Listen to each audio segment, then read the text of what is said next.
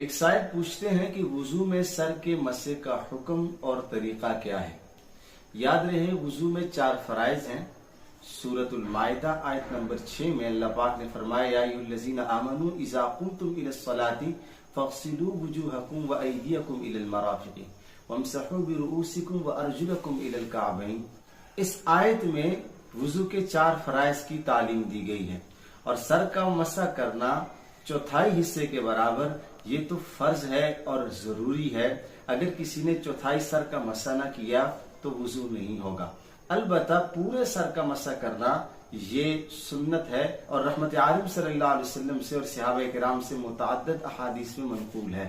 فرض مسح کی مقدار بھی منقول ہے اور سنت مسح کی مقدار بھی منقول ہے۔ یہاں یہ بات یاد رکھیں کہ پورے سر کا مسح کرنا سنت مؤکدہ ہے اور بھرپور اس کا اہتمام کرنا چاہیے۔ بعض لوگوں کو دیکھا گیا ہے کہ وہ چوتھائی سر کا مسح کرتے ہیں اور پھر اپنے وضو کو پورا کر کے اٹھ جاتے ہیں، لیکن اس کا اہتمام کرنا چاہیے اور بھرپور اہتمام کرنا چاہیے۔ اس کا طریقہ بہت ہی آسان ہے۔